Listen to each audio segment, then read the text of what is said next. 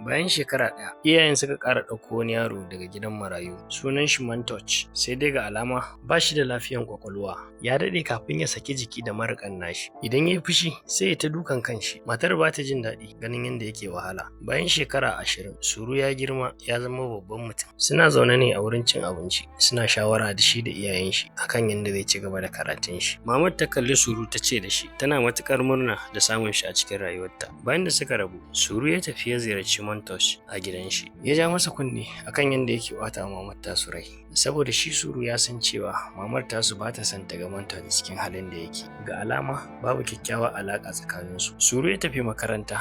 A can ne ya haɗu da wata yarinya mai suna Lucy, kuma suna son junansu. Wata rana ya halarci wani fati wanda abokan shi 'yan Indiya suka shirya. A cikin abincin da aka kawo sai Suru ya ga jalabi. Hakan sai ya tuna masa rayuwar da ya yi a baya. Sai tuna lokacin da suke tare da yayansa ya ce ya sai masa jalabi. Bayan da suka gama cin abinci sai Suru ya ba su labarin rayuwar shi. Wani daga cikin abokan shi ya ce idan muka kimanta adadin lokacin da ya bata akan jirgin za a iya gano garin nasu. Sai wata ta ce idan aka yi amfani da Google Map za a samu sauƙin gano garin. Bayan da dare ya yi, Suru ya yi amfani da Google Map kamar yadda abokansa suka ba shawara don ganin ya gano garin nasu. Amma bai samu komai ba. Shakuwa ta ƙaru tsakanin Suru da Lucy. Shekara biyu ta ƙara wucewa. Duk da haka Suru bai cire rai da gano garinsu ba.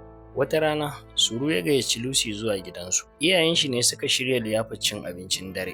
Lucy ta shigo da magana binciken da Suru yake yi na gano garinsu. Sai Suru ya dakatar da ita, ya hana ta ƙara cewa komai saboda baya son iyayen nasa su fahimci cewa yana binciken gano iyayen shi na asali. Saboda yana ga hakan zai iya bata musu rai. Haka lokaci yayi ta tafiya. Suru yana yin duk iya bakin kokari ganin ya gano garinsu. Hakan ne yasa ko da yaushe yake zaune a gida, ba ma ya zuwa ko ina. Ba abin da yake yi sai bincike, ko Allah zai sa ya samu abin da zai hada shi da iyayen shi. Wata rana Lisa ta same shi, ta gaya mai cewa jikin mariƙe shi yayi tsanani, ya kamata ya je ya duba ta. Sai Suru ya tafi gida domin ya duba ta. Sai dai shi fa har a wannan gabar abin da yake tunani matan nan ta rike su ne saboda bata taba haihuwa ba. Amma abin da bai sani ba haka lamarin yake ba. Kamar ta sani sai take gaya mai cewa inda sun so ita da mijinta da sun haifi yara da yawa, amma abin da suka fi so shine su raini yaran da ba su da iyaye kuma su ba su gata kamar iyayensu. Suru ya yi kuka da ya ji haka, sai tunanin shi ya canja akan yadda yake yi a baya. Da har ya fidda rai da sake haduwa da iyayensa na asali. Sai kwatsam wata rana yana dan bincike akan Google Map, sai ya faɗaɗa binciken shi sama da inda ya takaita a farko. Sai ga taswirar wani gari wanda ya ɗauki hankalin shi.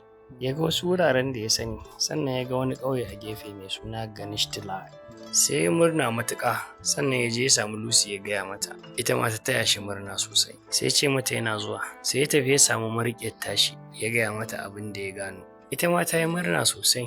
Sannan ta yi mashi fatan haɗuwa da mahaifiyar shi cikin ƙoshin lafiya. Suru ya shiga jirgi ya tafi Indiya, sai gashi a ƙauyen Ganeshtala. Sai dai lokaci guda gwiwawun Suru suka yi sanyi saboda ya iske gidan nasu ya zama kango. Sai Suru ya haɗu da wani mutumi da yake jin Turanci. Sai ya nuna masa hoton shi lokacin yana ƙarami, sannan ya bashi labarin abin da ya faru da shi. Ko da mutumin ya ji abin da Suru ya ce, sai ya gane shi, sannan ya ce ya zo su tafi. Suru ya bi shi, mutumin ya kai shi wajen mamar shi ta asali. Su duka suka yi kuka na farin ciki.